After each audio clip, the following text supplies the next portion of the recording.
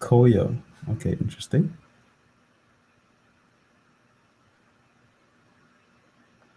Ah, okay. Hi, Lynn. Yes, we all need some sleep. So ODCC has been quite hectic, hasn't it?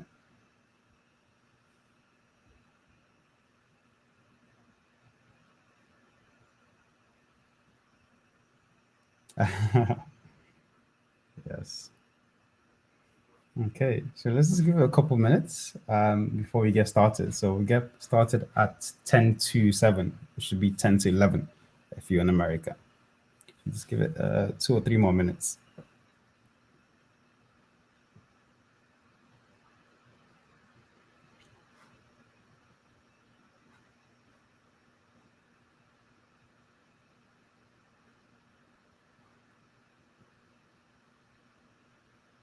So yes, I do speak Yoruba, but Koyo is not Koyo is not Yoruba. How you say hello? Bawoni is how we say hello in in my language. Technically, that means like how are you in Yoruba. Anyway,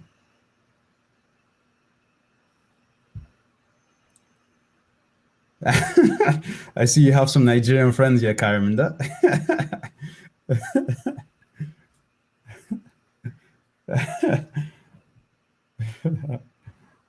That's funny.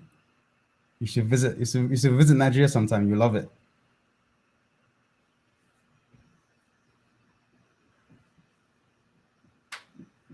Ah, oh wow, that's quite cool. It's on my list to visit. I haven't visited there yet. Would you recommend?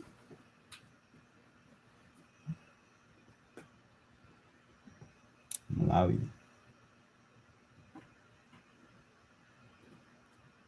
Less used nowadays, but I appreciate the effort. Yeah, I've never been.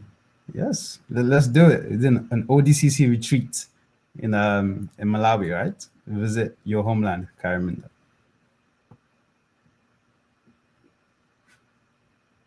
So in 1 minute we'll get started, and then hopefully people can catch on.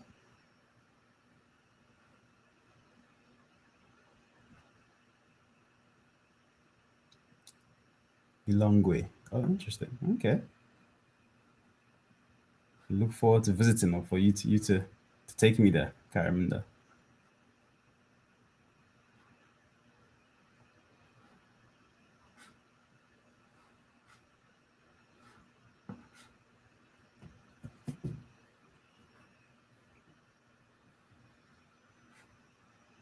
Okay, so let's get started. Can you all see my screen okay? You can see the slides? Thumbs up if you can, please. Yes, awesome. Thank you very much. Can't remember your what you call it, your presentation yesterday. I was listening to it and I tried to implement some of these things. So let's see. Let's see if it works. Let's see if I can get your approval today with this presentation. Awesome. So, hi everyone. My name is Folajimi Odukumaya, and I'll be making the case today for why you should start hiring African technical talent. Now, first, the agenda for today is we're going to first focus on why Africa actually. So, what are the benefits of actually hiring from the African continent? Then we'll explore some of the challenges of hiring from Africa. So there's some nuanced challenges that aren't quite obvious. Also, we'll explore some of that. And then we'll also explore, okay, if you've been convinced, how do you actually get started? How do you actually hire from Africa? And this is going to be a relatively quick presentation, so 20, 30 minutes at most, so I can give you the rest of your Friday evening to enjoy. But yeah, so let's get started. Hi, Ryan. How's it going? Good. So the first question is, who am I? So like I said, my name is Folajimi Odukumaya. As the flag say, I'm Nigerian, but I was born and I live in the UK, London to be specific. I'm also the co-founder of a company called Data Jedi. What we do is that we train African data scientists, and then we help them get jobs, data jobs, and we also have data science as a service, service. to offer to clients who want to unlock the power of their data. I spent the last 5 years in data science and analytics. I've worked across various industries, like fintech, for example, is what I'm working on right now. I've also worked in logistics. Also worked in aviation. I actually used to work for Airbus in my past life. I'm also an advisor to a couple of Nigerian tech startups. So I mostly advise them on data-related matters, whether it's hiring or data strategy or so on and so forth. And really, I've made it my mission to spend the next decade building the African data science ecosystem. And that's because I believe data science and AI is a powerful technology that can improve the efficiency of a society. And it's something that I think we need in Africa to help us push forward. And that's why I dedicate a strong chunk of my life towards doing that. So why actually hire from Africa? There's one word: talent. A couple years ago, Nate Friedman, the CEO of GitHub, visited Nigeria, and he held a conference where the top 50 GitHub contributors attended. And what he had to say was this, and there's lots of potential and aptitude on the continent, but most importantly, and what I want to highlight here is that it's world-class talent. It's not just it's not just ordinary talent or average talent. You have world-class talent on the continent. In this case, he was talking about Nigeria. This also applies to the wider continent. And he's not the only one who's actually noticed, because big tech has caught on too. So you have Google, who've recently set up an AI research center in Accra, Ghana. And this is just one of 20 centers across the world. Most of the centers are in North America, but they opened the one in Africa most recently. There's clearly something that Google is seeing here for them to open an AI research center. Usually, these people open the sales centers or in Africa, but they're actually opening research centers because there's something they've noticed going on with the talent on the continent. And Google is actually committed to training over 100,000 developers in Africa across the next decade. You also have Microsoft. So Microsoft recently opened a research institute in Kenya, Nairobi, Kenya. I'm sure Lillian, maybe you might have seen this. And they also have a development center. Now, what they've actually committed to is spending, is training and recruiting and training 500 developers by 2023. And finally, we have the one and only Twitter, whose CTO referenced that, there's a massive opportunity here, not only because, the country or the continent has many technical talents, but obviously it has impactful public conversations here too. So they're moving to the continent, not just for set up a satellite office, but also to take advantage of some of the talent that's on the continent and that's growing. Now, a big reason for this startup ecosystem production that's attracted these tech talents is actually due to the startup ecosystem. Sorry, my slides are going a bit berserk. It's actually due to the startup ecosystem. Now, the sign of a growing ecosystem is how many unicorns it has. And right now, on the continent, we have 4 unicorns. Sorry, my slides are just going a bit crazy right now. Let's see what's happening. Okay. Nope.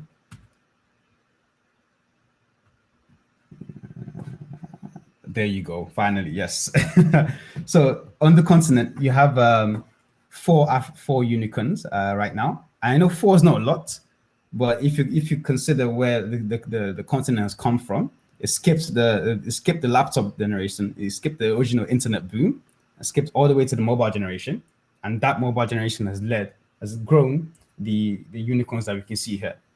But most impressively is the fact that 2 of these unicorns, that's Flutterwave and Chipper, they became unicorns within 5 years of starting off, of being founded. And as opposed to the 2 earlier ones, InterSwitch and Fari, which became unicorns after over a decade of operating. So clearly, there's some momentum here in the ecosystem. And another big sign of a mature ecosystem is acquisitions, it's international acquisitions. So you have Stripe, one of the premier, one of the, I think you can arguably say that they're one of the best engineering companies in Silicon Valley. They chose to acquire a company called Paystack, which also does, which is like Stripe for Africa, instead of building their own version. That's because they saw the growth rate of the of Paystack, but also they know the talent was world-class talent that could complement the Silicon Valley counterparts. And what's actually fueling all of this is the VC money. So in 2019, over $2 billion was invested on the continent. And I know, obviously, coming from a Silicon Valley point of view, this isn't much. You probably do this in a week. But if you take into account that in 2015, this figure was 277 million, you can see there's been rapid growth. So over 600% increase in terms of equity funding to these startups. So as you can see, the startup ecosystem is growing and is growing quite fast.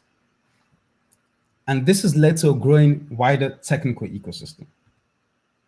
So for example, Nigerian developers are one of the highest contributors to GitHub repositories. And we've held, I say we because I'm Nigerian, I'm being cheeky there, but we've held the highest growth rate in the world for the last 3 years. So there's clearly a lot of talent that's trying to show the competency and trying to grow the competency on the continent. And they're doing this organically. You also have Deep Learning Endeavor. So this is a deep learning conference. For those who don't know, deep learning is a form of machine learning or artificial intelligence. And there's a conference here that's bringing together the best African researchers to ideate and solve African problems, to use deep learning to solve African problems. And this is really, encouraging to see, because the focus is not just anymore on the Western, on their Western counterparts producing the research, so they apply. They're actually starting to produce their own research to start applying in their local economies. And then you also have Google developer groups. Now, these are groups that they're over 150 plus on the continent of only 54 countries. And these are groups that they're led by volunteers. So they're developer gatherings where local developers gather to discuss developer topics. And then finally, just another example of these growing technical ecosystem, we have AIMS. Now, AIMS is an institute, is one of the top research institutes in the world, and it actually has a lot of its world-renowned lecturers from the likes of Facebook, Google, Stanford, who are coming to teach the course because they also recognize that there's talent on the continent.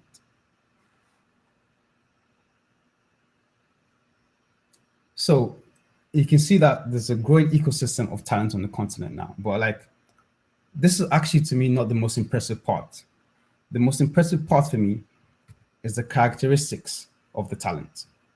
So for example, in Nigeria, 77% of the talent learned software development in an informal manner. This means they were either self-taught, or they learned on the job, or they went to coding boot camps. And the highest percentage of all this informal education is actually being self-taught. So when you have that amount of people that are self-taught, what does it mean? To me, it means that these people are motivated. They have a goal and they will do what they need to achieve it, because they have a vision for a better life for themselves, but they also have a love for the craft in itself, for technical development, for data science, for software engineering. They're also quite persistent. So as you know, there are lots of barriers that people face when you're on the continent. I'll give you an example. So some of the people, some of my colleagues, former colleagues who went to university in Nigeria when they were studying computer science, didn't always have stable internet at the time. This was obviously a decade ago, to learn. So what these people did is they went to libraries and they printed off, Stack Overflow solutions, and then they just read it and then learned how to code from there. So they're quite persistent in knowing in getting, achieving their dreams and learning to code. And like I mentioned before, they're very resourceful. You don't get to a point where most of your developments are self-taught if you're not resourceful. I always like to say that, I think most people don't use the internet to its full capability, but you can't say that about this particular cohort of talent. They're very, very resourceful in how they source information and how they use information. And the good news is that, these are obviously great characteristics to have in a developer or in any type of talent. But the good news is that there's a lot of this type of talent.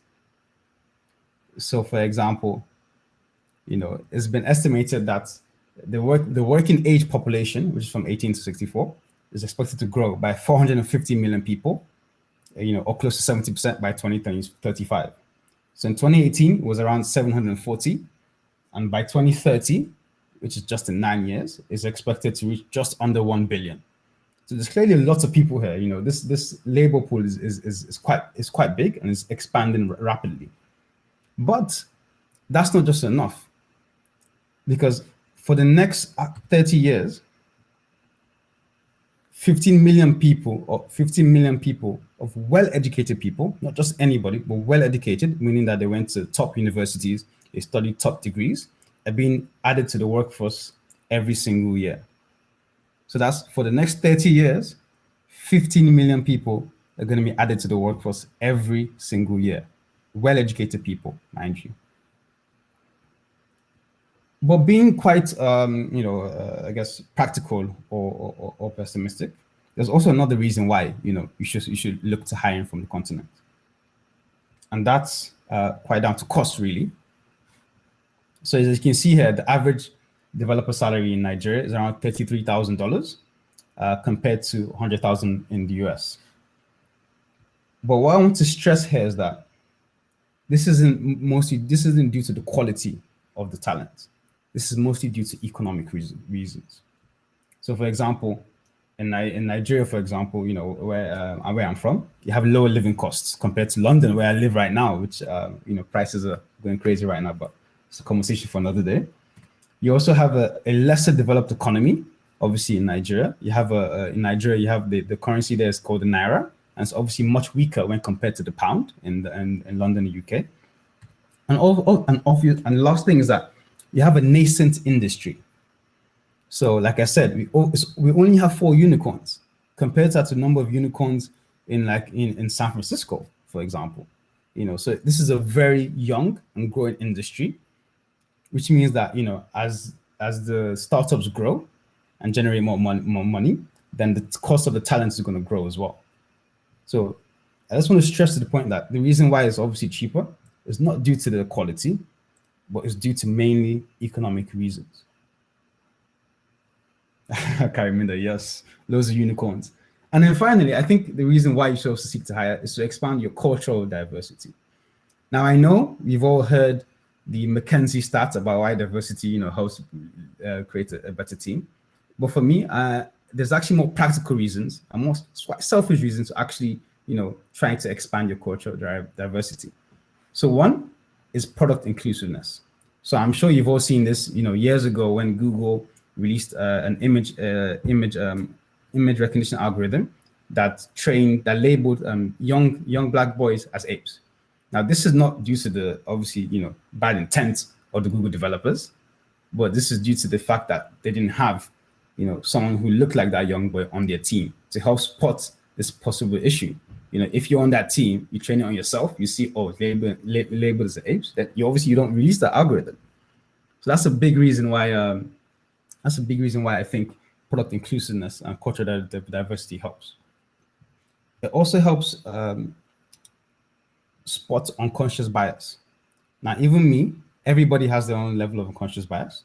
And the more you can have different perspectives on your team, the more you can cover the bad biases that help produce bad products or exclusive products.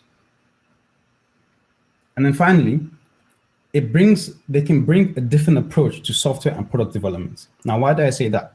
Because when you're building a tech company in San Fran or London, it's completely different to building a tech company in Nigeria, where you have different constraints.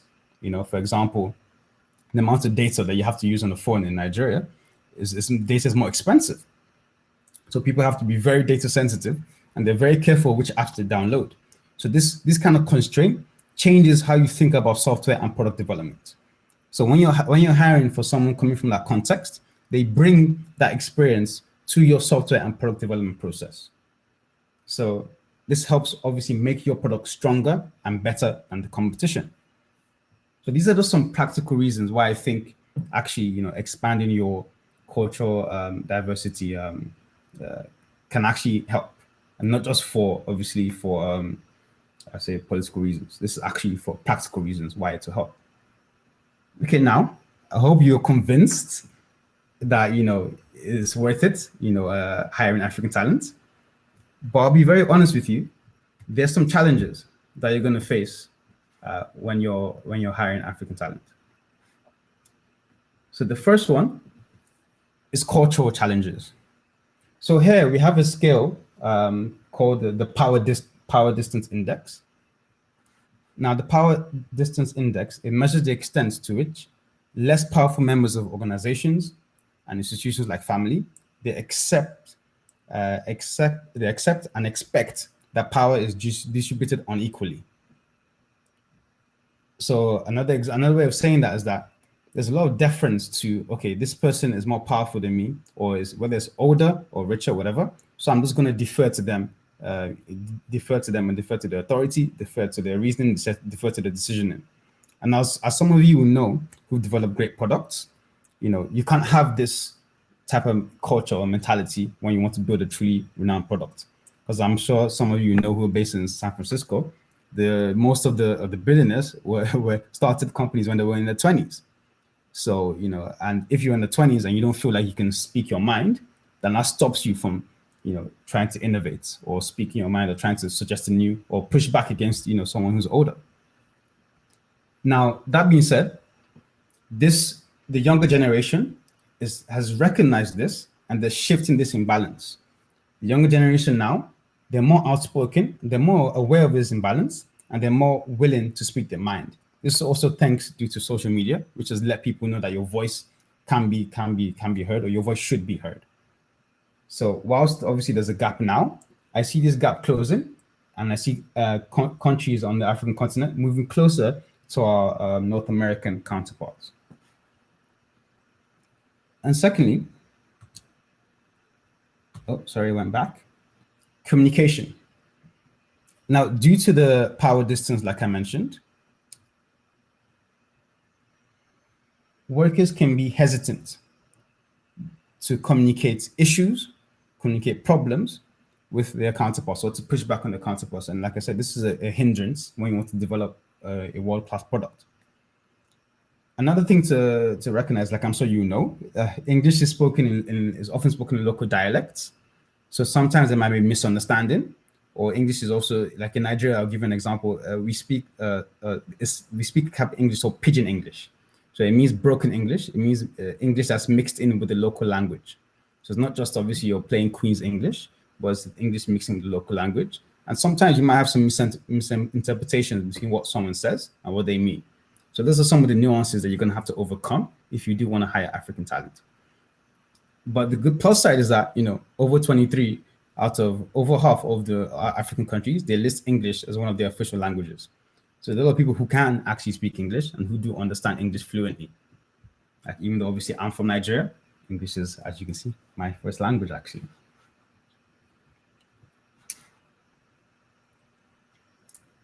So the last thing is that the last reason why I think it's challenging to hire from Africa is because of the experience. So 43% of African developers have less than 3 years experience. This is compared to 22% in the US. So obviously this isn't great if you want to hire senior talent, and you already know that the competition for junior talent is a lot. There are lots of junior developers, junior data scientists, but not enough senior developers. So this might make it slightly more challenging. But to push back on that slightly, I think the fact that these people are not as experienced, it makes them hungry and willing to put in the work.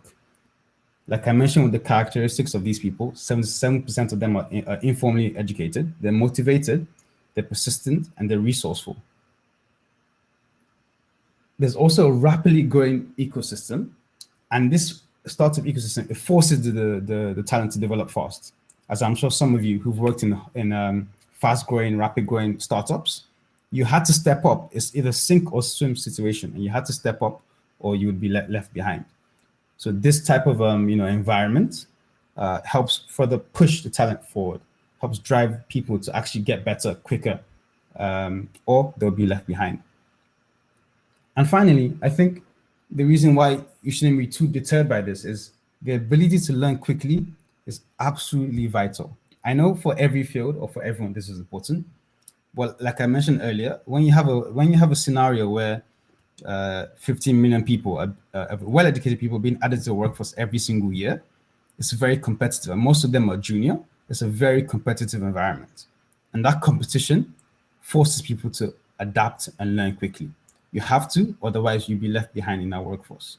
So even though there's a large talent pool, that talent pool is quite competitive because the amount of startups who can hire that talent is not enough.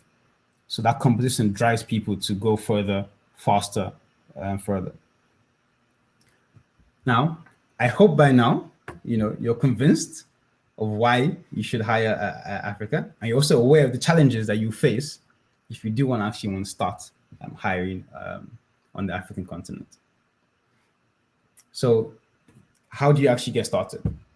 Well, there's three main ways I think you can approach this if you want to actually, if you're convinced, if I've convinced you that you want to hire from the continent, there's three main ways you can approach this. Obviously, you have your job boards. So similar how you have Indeed in the US or Reed in the UK, you have your job boards in Nigeria, in Kenya, in Africa. Generally, you have all your job boards as well. But the plus side is that it's easy to get started with this and you receive maximum exposure because you can get all that, you can get as many eyeballs seeing your advert or your job advert as possible. But the downsides of this is that it's more time consuming because you still have to go through the entire end-to-end hiring process of interviewing that person. And it's also a spray and pray approach. You don't know what the quality of the applicants is going to be, the quality per application on the continent versus the quality per application on the US might be slightly lower because of this wide approach. So whilst obviously this is the lowest touch approach, if you just want to test it out, but you don't want to put that much effort into it, this is definitely the lowest touch approach. And then secondly, you have talent networks. So talent networks are just groups of the talent communities, groups of individuals who are studying a particular subject or particular technology, and they've come together. Either put together organically or intentionally. Now, the positives with these type of networks is that they're partially or fully vetted talent. So by partially, I mean sometimes it's more of a self-selection who's going to come to this meetup, who's going to be part of this community, who's going to be part of this network. But sometimes you have people who are fully vetted. So for example, Data Jedi, for example, the company I run, we have both of these type of networks in our communities. And this also allows you for better targeting. So if you want a specific technology with someone who's a specific experience, you can go directly to that individual, that group, and get more targeted, get more bang for your buck, as they say. But on the negative side, you have it's harder to find quality networks. You don't know what's a good or what's a bad network, and this is harder to find. They're not exactly indexed on a search engine like a job board, and you still obviously have to go through the full hiring process. That's if you're dealing with a recruiter, as opposed to if you want to take them on a contractor basis, you still have to go through that full hiring process. So this is more higher touch than job boards, but it's better. It's a better quality you're getting. You're getting more bang for your buck, in my opinion, if you approach it from a talent network. And then the final way you can actually go and hire African talent is what's referred to as staff augmentation. And the quote the industry likes to use is that they're delivering teammates and not temps. So the positives with this approach is that the talent is almost always, in fact, not almost always, is always fully vetted. You can only get into these communities if you've done a range of exercises, range of interviews. And these interviews and exercises are benchmarked against what people in San Francisco, for example, are doing. So it's the same type of interview process. The talent is embedded within your team. and they work like the full-time employees. So whilst they may be in a different location, they're not just a contractor or temp who's coming temporarily. They work with your team, they communicate with your team like it's full-time, like they're full-time employees. And finally, you also, most of these companies also offer hands-on account management and support. So they're able to manage the engineers. So you don't have to deal with the engineers. They manage the admin of paying the engineers, or the tax laws, and so on and so forth. So as you can see, there's a lot of positives to go with this approach. In terms of the disadvantages of this approach, there's not a lot of players in this space. There's like roughly a handful of players of really good quality staff augmentation companies on the continent. And you also still have to trust the company's hiring process, because like I said, it's fully vetted talent, but you still have to trust the company, the interviewing process is up to par. But the good thing is that this is you can test, whilst it's high touch, you can test talent very quickly. You contact the company, onboard an engineer. If they're not good in the first month, you can obviously offboard that engineer, and there's little to minimal cost on your side. So this is usually might take a bit longer, but this is usually, in my opinion, the best approach if you do want to start hiring from the continent. So with that being said, I hope now you understand why. I hope I've made the case for why you should start hiring, technical talent from Africa. And I hope you in your hiring process, when you're thinking of giving a job to somebody, I hope now you'll be more willing or more open to expanding your talent pool towards the African continent. And I want to leave you with this quote, because in my opinion, this is what prompted me to really start Data Jedi, because by no means am I the smartest or the most brilliant person, but I was lucky that I was born in the UK. I went to school in the UK and Ireland, and I was able to get a job in the UK. Whereas some of my past colleagues, or who I went to school with, had the opposite experience of obviously being in Nigeria and not being exposed to the type of opportunities that I've been exposed to. So, I just want to drive this home that brilliance is indeed evenly distributed, but opportunity is not. And I hope I've convinced you why you should give these brilliant, talented people the opportunity to prove themselves. So thank you very much, guys. I hope you enjoyed that. Any questions? I'd be lovely to take that right now. Just in case you want to get in touch, you can email me to discuss African tech talent, data science in general, or just African tech. If you just want to know what's going on or who to contact, you can just drop me an email. This is in the chat as well as my pinned messages. If you're interested in hiring on the continent, I put together a Notion database of the tech talent ecosystem. So the staff augmentation companies, the talent networks, the job boards, and even the individual talent who are the top talents on the continent. You can download that if you just go to datadata.io, Africa Tech Talent. And also, like I mentioned, we actually just finished our first cohort. It took 15 weeks, so it was a very long cohort. And we're in the process of onboarding a select few of that cohort into our elite network. So if you're interested in obviously hiring African data scientists, or you want to wait till we launch our staff augmentation service, please sign up to our waiting list at datajedi.io/hire talent. And all these are, like I said, are in the pinned messages in the chat. So thank you very much, guys. Hope that was informal, and I hope I've convinced some of you to give African talent a chance. That's it. Thank you very much.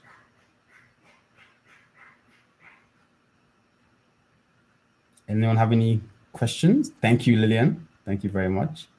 Yeah, that first cohort was very, very challenging, very difficult, but I'm glad to have done it.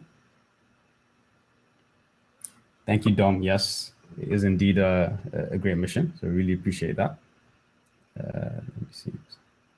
How are you so amazing with your people? I can't remember. I don't have a choice, right? I was one of the lucky ones who was given an opportunity, so I kind of have to almost, uplift them. Exactly. You don't have a choice too, man. You have to uplift it. We don't have a choice. We're blessed to be given this opportunity, so we have to pass that blessing on to other people. Thank you very much, Ryan. Appreciate that. Just going through the comments now. Okay, which countries, cities would you say are the tech hubs of the continent?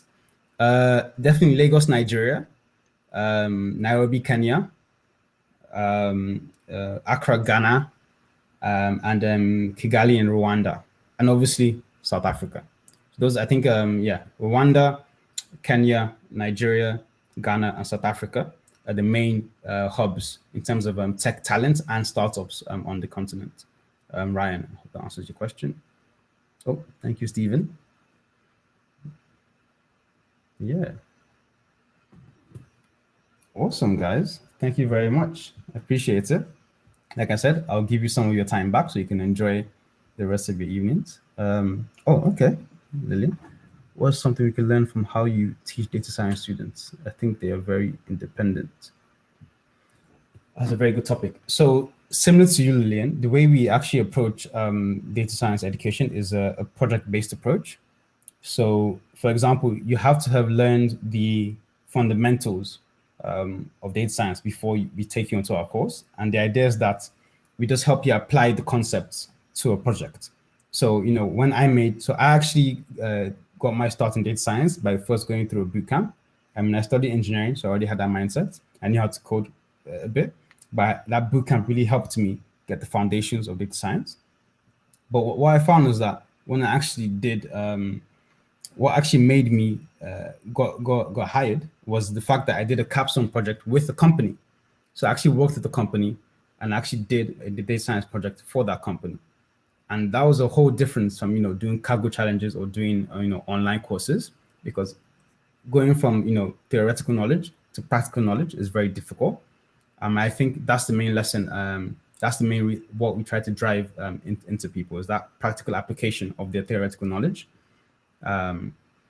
That's one of the main reasons I would say. And secondly, a lot of it is down to critical thinking, like you know, learning how to solve your own problem. Like I said, when you're in data science, because it's such a new industry and new field, you have to constantly keep learning, and you have to know how to find your answers yourself online. So those are, I think, those are two main things I would say you can learn from, I guess, how I taught my cohort. Exactly. Yes, Ryan. That's very true. Exactly, Ryan. Philippa, in your opinion, what softer skills or other contributions do African data science bring to the workforce? I think they bring, like I mentioned, like there's a level of cultural diversity in terms of like there's a different way to develop products and software on the continent due to the lots of constraints that you have. So I think that you know, different perspective to building software and building products is what they bring to the workforce, in my view.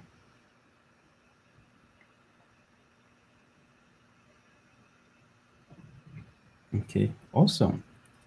Well, I hope you guys really enjoyed that. We're going to call it a day now, so I can give you some of your time back. Thank you very much for attending the my talk, and I really hope when you're hiring, or you know, that you give the African talent a chance. All right. Thank you very much, guys, and enjoy the rest of your day.